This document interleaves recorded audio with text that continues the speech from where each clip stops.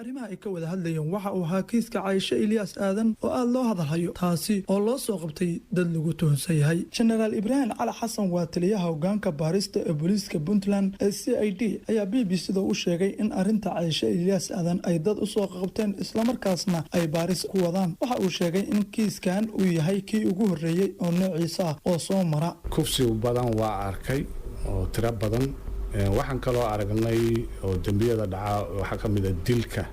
laakiin labadooda iswaafaqsan oo hal mar dhacay oo hal qof ku dhacay waxa weeye xusuustayda waa tiidna ugu horeysay cid maqan oo laakiin wali raadinay ma jirtaan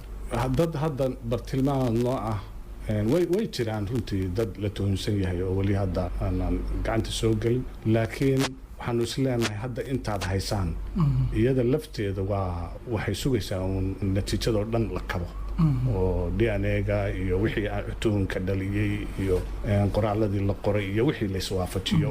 unba hadda ay sugaysaa waxaan isleenahay wax wanaagsan baa ka soo General Ibrahim ayaan sidoo kale waxa aan weydiiyay in ay dhacday arrimo marhabaabin kara kiiska waxaana uu sheegay in hadba goobta uu dambiga uu ka dhaco baaritaanka ay fududeyso waxaana uu bulshada Soomaaliyeed ugu baaqay in haddii ay arkaan kiis dhacay ay ku simaan hay'adaha arrintaasi ku shughul waxaan ka codsanaynaa ummadda Soomaaliyeed dambiga goobta oo ka dhacay inay xafidaan inayna burburinin waxyaabo badan oo goobta dambiga xogta laga helo waxay caawisaa kiiska dhamaystirkiisa waxaan ka codsanaynaa ummadda Soomaaliyeed inay xafidaan goobta dambiga ka dhacay inaan lugaha lala gelin inaan board laga kicin sida caadada ah inaan qof walba isdul taagin in haddii la kulmo qof kastaaba ma garanaysaa una goobtii spoil garayn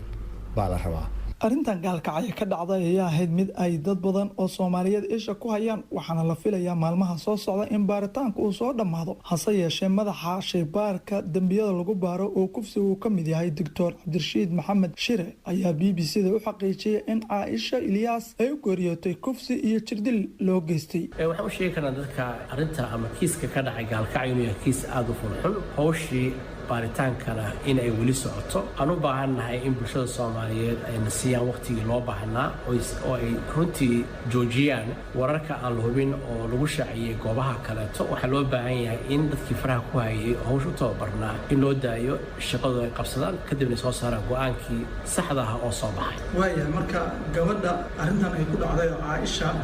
waxa loo geystay mudil oo kaliya mise ku soo jir nasib xumo sida aan la wada socono gabadha waxa loo geystay labadaba macnaha kufsina wuu dhacay dilna wuu dhacay runtii waxay tahay wax aad iyo aad looga xumaado